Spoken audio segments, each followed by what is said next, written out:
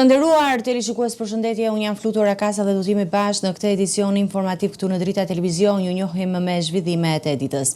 Kryeministri i vendit Edi Rama gjatë asamblesë së Partisë Socialiste në njësi numër 12 vuri theksin të integrimi europian dhe zhvillimi ekonomik. Ai deklaroi se Shqipëria synon të përmbyll negociatat me Bashkimin Evropian deri në vitin 2027. Rama theksoi mbështetjen e vendeve anëtare dhe lidhjen e këtij procesi me rritjen ekonomike të vendit. Në mbledhjen e Asamblesë së Partisë Socialiste të zhvilluar në njësinë numër 12 të Tiranës, kryeministri Edi Rama u ndal tek prioritetet kryesore të qeverisë me fokus të veçantë procesin e integrimit evropian dhe zhvillimin ekonomik të vendit. Rama theksoi se Shqipëria ndodhet në një moment të rëndësishëm në raport me Bashkimin Evropian, duke nënvizuar se aktualisht ekziston një mbështetje e gjerë nga vendet anëtare për anëtarësimin e vendit. Janë krijuar kushtet që ne ta shohim derën e Europës afër dhe të hapur plotësisht. Ne duhet bëjmë deri në fund atë që kemi në dorë. Ne na duhet të bëjmë maksimumin që dera e hapur të mos të mbyllet vetëm pasi ne të kemi hyrë brenda. Por ajo që është ndryshe sot është që të gjitha vendet ka dy thonë duam ta marrim Shqipërinë në BE. Kryeministri e lidhi curim pozitive të këtij procesi me zhvillimin ekonomik të vendit, duke theksuar se rritja ekonomike ka krijuar mundësi për përmirësimin e kushteve të jetesës. Ai përmendi rritjen e pagave në sektor të ndryshëm si arsim, shëndetësi, forcat e sigurisë dhe administrata, si dhe masa të tjera, si bonus dhe shtesat mbi bazën e vjetërsisë në punë. Sa do të rritet ekonomia nuk është asnjëherë mjaft dhe njerëzit gjithmonë synojnë për më shumë. Por ama fakti është që pagat i kemi rritur në mënyrë sistematike dhe tani kemi filluar të paguajmë edhe vjetërsinë në punë. Pra, sot që flasim, mësuesit paguajnë për vjetërsinë në punë, mjekët dhe infermierët paguajnë për vjetërsinë në punë, përveç pagës rritur. Ushtarakët paguajnë për vjetërsinë në punë, punojnësit e policisë po ashtu. Në fjalën e tij Rama theksoi gjithashtu se këto arritje nuk do të ishin të mundura pas stabilitet ekonomik dhe luftën ndaj korrupsionit, duke argumentuar se rritja e ekonomisë dhe të ardhurave publike është treguesi i përmirësimit të menaxhimit financiar. Se po të ishte rrit korrupsioni nuk rritej ekonomia, po të ishte rrit korrupsioni nuk rriteshin pagat dhe pensionet, se nuk do ishin rritur të ardhurat në arkën e shtetit ashtu siç janë rritur. Po të ishte rrit korrupsioni, nuk do rritej numri i përfituesve nga garat publike, të fondeve publike e të tjera të tjera. Në përfundim, kryeministri u ndal edhe tek angazhimi politik për muajt në vijim, duke paralajmëruar intensifikimin e punës në terren dhe përgatitjet për zgjedhjet e ardhshme vendore. Ai theksoi se strukturat e Partisë Socialiste do të angazhohen maksimalisht për të siguruar një rezultat pozitiv, duke i lidhur këtë me vazhdimsinë e reformës dhe objektivave strategjike të vendit.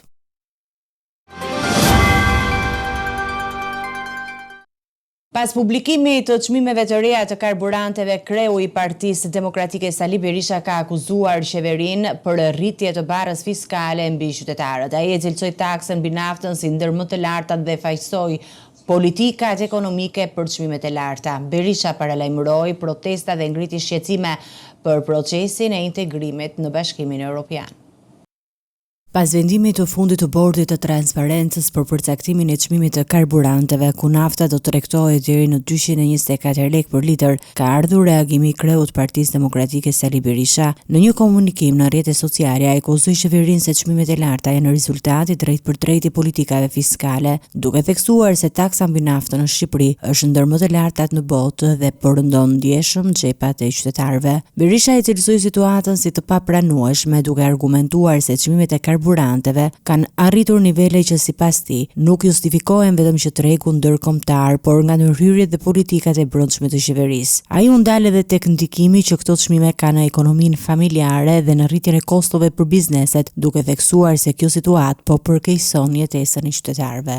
Edi Rama taton naftën 1.1 euro për litër, sa asnjë vend tjetër në botë, 60% të çmimit. Dhe absolutisht nuk ka asnjë mundësi tjetër për të ndihmuar qytetarët përveç përgjysmimit të nivelit absurd të paimagjinueshëm të taksës 1.1 euro që nuk ekziston askund në botë. Në deklaratën e tij, kreu I opozitës ngreu dhe shqetësime mbi procesin e integrimit evropian të Shqipërisë, duke paralajmëruar se vendi rrezikon të mbetet vend numero për shkak të mungesës së reformave dhe problemeve të brendshme. Me datën 1 prill, kur pritej të diskutoj për raportin e vlerësimit të standardeve të shtetit ligjor në Shqipëri dhe luftës kundër korrupsionit, numri vendeve që u shpreh kundër votimit të tij u mbi dyfishue. Nga 4 u bën 9. Unanim do thotë që duhet ta miratoj çdo vend antar. Pa votimin unanim të këtij raporti, Shqipëria nuk mbyll asnjë kapitull. Berisha komentoi gjithashtu zhvillimet politike në kampin kundërshtar, duke u referuar ambicjes së deputetit socialist Erion Braçe për të qenë kandidat për Tiranën. Ai përdori tone kritike ndaj Partisë Socialiste, duke e cilësuar atë si një forcë politike që ka humbur besimin e qytetarëve. Dhe ju garantoj se do bëj gjithçka që të shkundim nga apatia çdo demokrat dhe të frymëzojmë me gjallërinë dhe aktivitetin ton çdo shqiptare dhe shqiptar. Partia Demokratike pa diskutim që do t'u ofrojë qytetarëve të Tiranës dhe kur të hap diskutimet në mënyrë transparente kandidaturën më të shkëlqyer, do bëj gjithçka të për një front më të gjerë me të gjithë opozitën, të rikthej kryeqytetin qytetarëve. Në përfundim, kreu I Partisë Demokratike u bëri thirrje qytetarëve që të bashkohen në protesta kundër qeverisë, duke e konsideruar këtë si një reagim të domosdoshëm përballë situatës ekonomike dhe politike në vend. Grupi parlamentar I Partisë Demokratike ka depozituar kërkesën për një interpelancë urgjente me Ministrin e Energjisë. Opozita shpreh shqetësimin për rritjen e çmimeve të karburanteve dhe përgatitjen e vendit për një krizë energjetike të mundshme. Deputetët kërkojnë sqarime mbi rezervat energjetike, furnizimin me karburant dhe masat konkrete të qeverisë.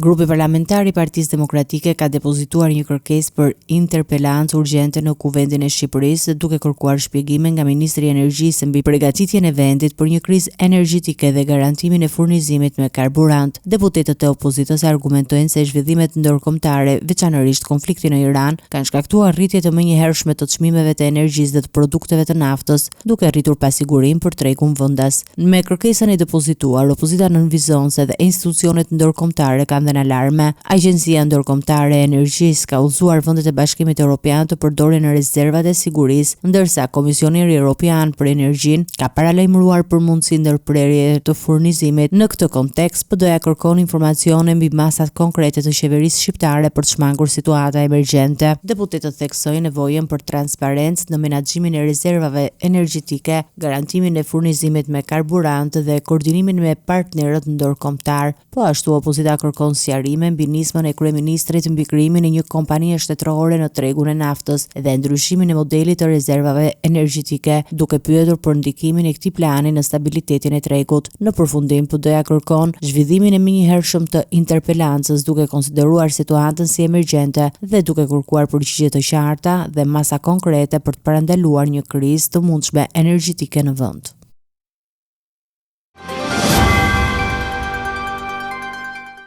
Tre persona janë shpadhur në kërkim pas konfliktit tragjik në Vlorë, ku humbi jetën 63 vjeçari Ismail Alia. Ngjarja dyshohet të ketë nisur nga një debat në rrjetet sociale që më pas degeneroi në përplasje fizike.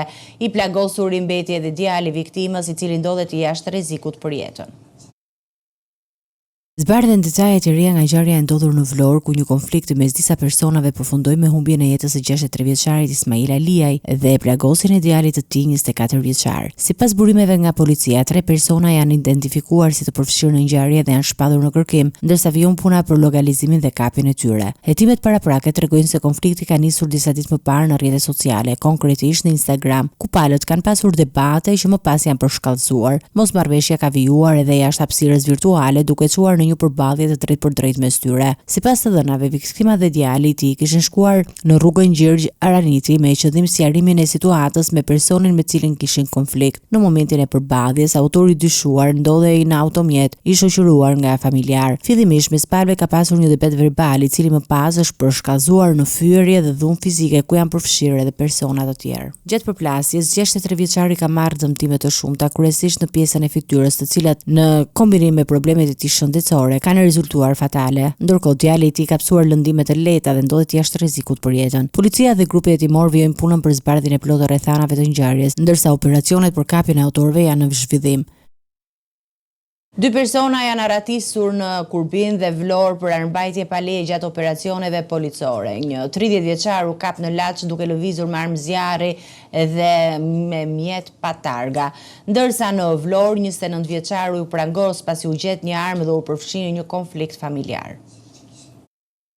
Policia e shtetit ka ndërmarrë 2 operacione të ndara në Kurbin dhe Vlorë duke çuar në arrestimin e 2 personave të akuzuar për armbajtje pa leje dhe vepra të tjera penale. Në Kurbin në pranga është vënë 30 vjeçari Frango Bellova, i cili u ndaluaj gjatë një aksioni të zhvilluar nga forcat shqiponja në bashkëpunim me shërbimet e komisariatit lokal. Sipas burimeve zyrtare, arrestimi i tij erdhi pas informacioneve të siguruara në rrugë operative që sinjalizonin se ai po lëvizte i armatosur dhe me një automjet pa targa. Ndërhyrjet e policisë u realizua në qytetin e Laçit ku 30 vjeçari u kap në flagrancë. Gjatë kontrollit aty u gjet dhe u sekuestrua një armë zjarri, pistolet dhe municion luftarak, si dhe mjeti që përdorte për lëvizje. Ndërkohë një tjetër rast është regjistruar në Vlorë ku një 29 vjeçar është arrestuar pasi në një ambient që përdorte në fshatin Lezhan, policia i gjeti një armë zjarri të tipit pushk. Gjatë verifikimeve rezultoi se i riu ishte përfshirë më herët edhe në një konflikt fizik me vëllain e tij, duke rënduar pozitat ligjore ndaj tij. Përveç akuzës për armbajtje pa leje, ai do të përballet dhe me akuzën për dhunë në familje. Materialet procedurale për të dyja rastet janë referuar në prokurim përkatëse, të cilat do të vijojnë me hetime dhe veprimet mëtejshme ligjore. Policia ndërkohë vijon kontrollin në terren për parandalimin e rasteve të armbajtjes pa leje dhe rritjen e sigurisë publike.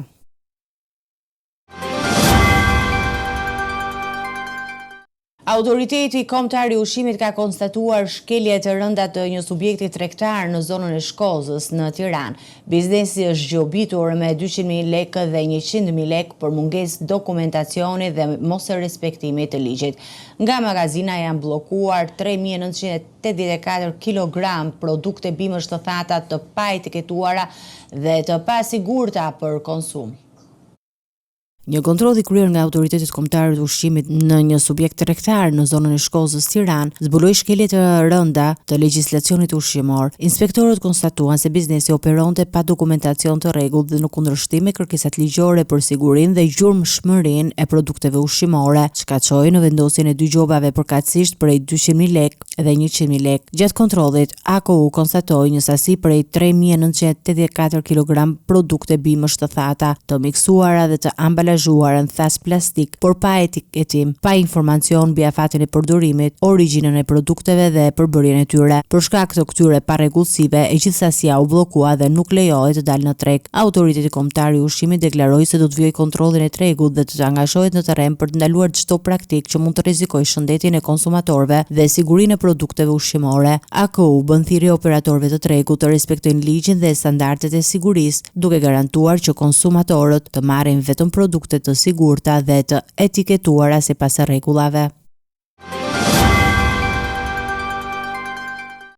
2 persona janë arrestuar në Tiranë pasi vodhën një kasafort në një banesë në zonën e Porcelanit. Ata përdornin çelësa të falsifikuar për të hyrë në apartamente dhe dyshohet se janë autor të vjedhjeve të tjera. Plani i tyre dështoi kur u rikthye në vendngjarje dhe u përballën me policinë. 2 persona kanë rënë në prangat e policisë pasi akuzohen për një seri vjedhjesh përfshirë grabitje në një kasaforte në një banesë në zonën e Porcelanit. Të arrestuarit janë identifikuar si Anti Hasani 45 vjeç dhe Agron Goxha 48 vjeç. Ky i fundit me precedent penal dhe i njohur për aftësi në modifikimin e çelësave për hapjen e bravave të apartamenteve. Sipas hetimeve, 2 të dyshuarit kanë ndjekur lëvizjet e pronarit banesës dhe më pasi ai është larguar, kanë hyrë brenda duke përdorur një çelës të falsifikuar. Nga banesa ata kanë marrë një kasaforte e cila përmendte para, bizhuteri floriri dhe një armë zjarri të regjistruar me leje nga pronari. Gjetja e armës duke se kanë ndryshuar planet e tyre, pasi kanë dyshuar se mund të kishin të bënin me një person të lidhur me strukturat e rendit. Në një përpjekje për të shmangur pasojat, ato vendosën të rikthenin në banesë kasafortën dhe armën, duke mbajtur sendet e tjera me vlerë, por ky veprim i dytë rezultoi fatal për ta. Në momentin që u rikthyen në vendngjarje, policia ndodhej aty, pasi pronari kishte konstatuar vjedhje skandalin dhe kishte njoftuar menjëherë autoritetet. Sapo kanë parë praninë e policisë, të dy tentuan të largoheshin, por u kapën pas një ndjekje të shkurtër nga efektivët e komisariatit numër 2. Gjatë kontrollit në banesën e Agron Goxhait, policia zbuloi një ambient të përshtatur si punishte për modifikimin e çelësave që përdoruri për të realizuar hyrje të paligjshme në banesa të ndryshme. Hetimet kanë zbuluar se të arrestuarit përzillin objektiva duke vëzhguar banesat që dyshonin se i përkisnin personave me të ardhura të mira. Më pas, në bazë të strukturës së bravave, Goxhai arrinte të krijonte çelësa që mundsonin hapjen e tyre pa pasur nevojë për origjinalin. Dyshohet se ato janë të përfshirë edhe në vjedhje të tjera në Tiranë dhe Durrës. Gjatë operacionit, policia sekuestroi kasafortën, sende me vlerë floriri, 2 automjete dhe një motorciklet me vlerë të konsiderueshme. E blerë së fundmi nga njëri prej të arrestuarve. Materialet janë referuar prokurisë për hetimet më tejshme, ndërsa puna vijon për dokumentimin e plotë të aktivitetit kriminal të tyre. Në prag të Pashkës katolike, besimtarët kanë përcjell mesazhe shprehje dashurie dhe bashkimi. Arkiepishki i Metropolit të Tiranës, Durrës, Imzot Arjan Dodaj bëri thirrje për më shumë përgjegjësi dhe solidaritet mes shqiptarëve. Ai theksoi se ardhmja e vendit duhet të ndërtohet nga vetë qytetarët dhe jo të pritet nga jashtë. Në vigjilje të festës së Pashkës katolike në Shqipëri janë përcjell mesazhe të forta shprehëse uniteti dhe reflektimi shpirtëror. Arkiepishki Metropolit i Tiranës, Durrësit, Imzot Arjan Dodaj, në mesazhin e tij drejtuar besimtarëve, theksoi rëndësinë e dashurisë për njëri tjetrit dhe përgjegjësinë për çdo qytetar ndaj vendit. Ai nënvizoi se Shqipëria nuk duhet të presë që ardhmja dhe drejtësia të vinë nga jashtë, por duhet të ndërtohet nga vetë shqiptarët përmes angazhimit dhe përkushtimit të tyre. Vendi ynë nuk duhet të presë që e drejta apo e ardhmja do të na vijë nga jashtë. Thua vallë se të huajt e kanë për detyrë ta duan më shumë Shqipërinë dhe shqiptarët, se vetë shqiptarët Shqipërinë dhe njëri tjetrin. Jo, kjo para se gjithash është një përgjegjësi e secilit prej nesh. Nga më i malli tek më i vogli, i kujdo rendi qofshin të mëdhtë apo të vegjëlit e vendit tonë. Kjo është ndjesia, dija dhe përkatësia e parë që kemi nevojë t'i përcjellë çdo shqiptari, pasi të qenë shqiptar nuk është çështje slogani apo propagande, por trashëgimia që na shpërcjell ndër shekuj dhe borxhi që u detyrohemi bijve tanë, brezave të rinj. Në fjalën e tij, Imzot Dodaj u ndal edhe tek vlerat morale dhe nevojat për integritet në shoqëri, duke theksuar se vendi ka nevojë për burra dhe gra të ndershëm që refuzojnë korrupsionin dhe padrejtësinë. Shqipëria ka nevojë për burra dhe gra të ndershëm që e duan këtë tokë dhe popullin e saj jo me fjalë, por me jetë të jetuara këtu. Ka nevojë për ndërgjegje reaguese që nuk pranojnë korrupsionin, padrejtësinë dhe menjanimin si diçka normale. Është ky një urim për të gjithë, dhe akoma më shumë është për ata që mbajnë përgjegjësi politike, ekonomike dhe shoqërore, që të shohin me largpamësi dhe përgjegjësi të ardhmen e vendit. Ndërkohë, një natë më parë, besimtarët katolik u bashkuan në një nga ritualet më të rëndësishme fetare, udhën e kryqit, e cila përfshin 14 dalesa që simbolizon vuajtjen dhe sakrificat e Jezu Krishtit drejt kryqëzimit. Ky ritual u zhvillua edhe në kryeqytet dhe udhëhoq nga Imzot Arjan Dodaj, duke mbledhur shumë besimtarë në një atmosferë reflektimi dhe lutjeje. Përgatitjet për Pashkën kanë nisur prej ditësh, ndërsa besimtarët presin momentin e mesnatës së ringjalljes së Krishtit, që simbolizon triumfin e jetës mbi vdekjen dhe sjelljen e dritës së shpresës në çdo familje. Një pjesë e rëndësishme e traditës është edhe bekimi i ushqimeve, si dhe lutjet për shëndet, paqe dhe begati në familje, duke e kthyer këtë festë në një moment bashkimi shpirtëror dhe familjar. Ecime të tjera zhvillime pas 5 vitesh në krye të shtetit, Vjosa Osmani ka përmbyllur mandatin e saj si presidente e Kosovës. Figura e saj është vlerësuar për rolin institucional dhe përfaqësimin ndërkombëtar, por nuk kanë munguar edhe kritikat nga opozita. Ndërkohë, vetë Osmani e ka lënë të hapur mundësinë për rikthim në politikë. Pas përfundimit të mandatit 5 vjeçar në krye të shtetit, Vjosa Osmani largohet nga posti i presidentes së Kosovës, duke lënë pas një bilanc që është vlerësuar në mënyra të ndryshme nga aktor politik në vend. Edhe pse nuk u rikandidua për një mandat të dytë, puna e saj gjatë kësaj periudhe ka marrë vlerësime nga përfaqësues të forcave të ndryshme politike, të cilët kanë theksuar rolin e saj në funksionimin institucional dhe në përfaqësimin ndërkombëtar të Kosovës. Nga radha e televizjes vetvendosje, deputetja Liza Gashi e konsideron pozitiv angazhimin e Osmanit gjatë ushtrimit të detyrës, duke theksuar se bashkëpunimi më të mbetet i hapur dhe në të ardhmen. Ajo nënvizoi se çdo zhvillim i ri politik do të varet nga dinamika e zgjedhjeve dhe vullnetit të qytetarëve, ndërsa shtoi se partia që ajo përfaqëson është e gatshme për dialog dhe bashkëpunim me partnerët politik. Edhe nga Lidhja Demokratike e Kosovës ka vlerësime për figurën e Osmanit, nën kryetari i komunës së Prishtinës nga atari i kryesisë së LDK-s, Shkëmb Manaj, u shpreh se ajo ka përmbushur një përgjegjësi në detyrën, veçanërisht në arenën ndërkombëtare dhe në ruajtjen e standardeve demokratike në vend. Sipas tij, pas përfundimit të mandatit, Osmani mund të jetë një faktor i rëndësishëm në skenën politike, madje edhe një pjesë e listave zgjedhore në rast se vendi shkon drejt zgjedhjeve të reja. Në krahun tjetër, përfaqësues të opozitës kanë shprehur kritika ndaj mënyrës se si Osmani ka ushtruar funksionin e saj. Deputetja e Aleancës për Ardhmërinë e Kosovës, Time Kadriaj, e akuzoi për afërsi me qeverinë dhe për vendimarrje që sipas saj kanë favorizuar partinë në pushtet. Ajo përmendi edhe çështje konkrete duke ngritur dyshime mbi tikimin politik në vendim të rëndësishëm gjatë mandatit presidencial. Ndërkohë, Vjosa Osmani ka sinjalizuar më herët se nuk do të tërhiqet nga jeta publike, duke lënë të hapur mundësinë për një rikthim aktiv në politik pas përfundimit të mandatit si presidente. Kjo pritet të ndikojë në zhvillimet e ardhme politike në Kosovë, veçanërisht nëse vendi do të përballet me procese të reja zgjedhore.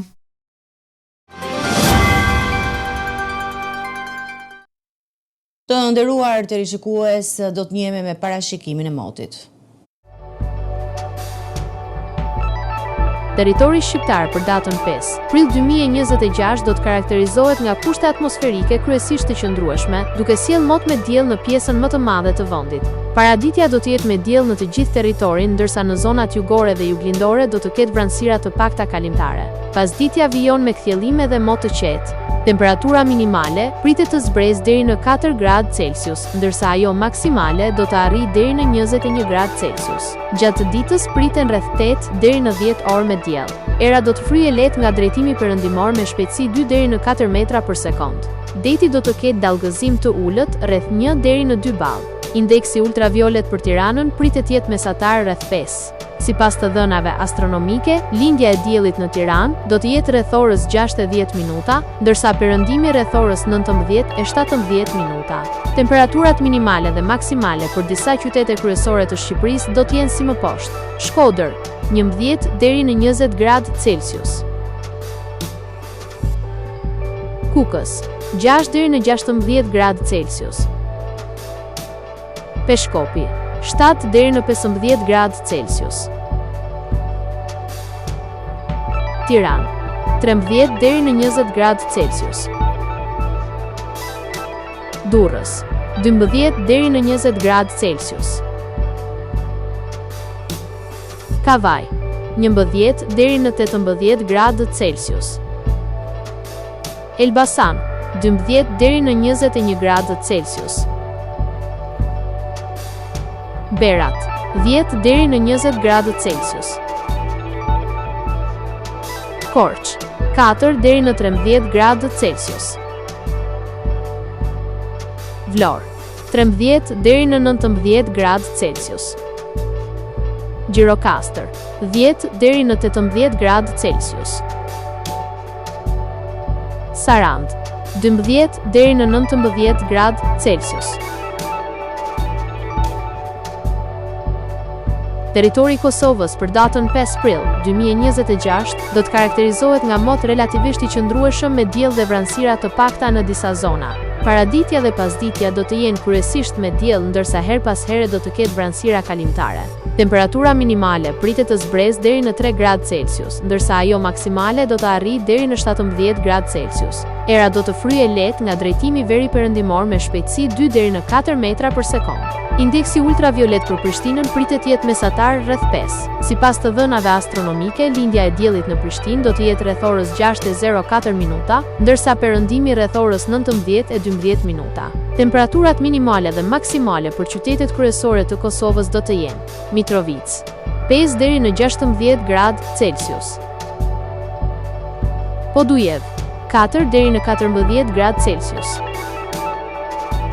Skënderaj, 3 deri në 16 gradë Celsius. Pej, 5 deri në 15 gradë Celsius.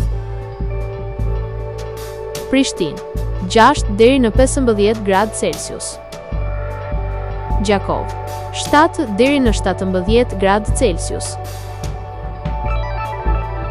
Malishev, 7 deri në 17 gradë Celsius. Gjilan, 5 deri në 15 gradë Celsius. Ferizaj, 6 deri në 15 gradë Celsius. Kaçanik, 6 deri në 15 gradë Celsius. Suharek, 6 deri në 17 gradë Celsius. Prizren, 6 deri në 15 gradë Celsius. Ishte gjithçka e përgatitur në këtë edicion informativ. Për më shumë zhvillime klikoni në faqen tonë zyrtare drita.tv, mund na ndiqni në rrjetet sociale Facebook, Instagram, YouTube, ku jemi me përditësime në çdo kohë. Vazhdoni të qëndroni në shoqërinë e televizionit Drita, bashkë me u takofshim në edicionin e ardhshëm.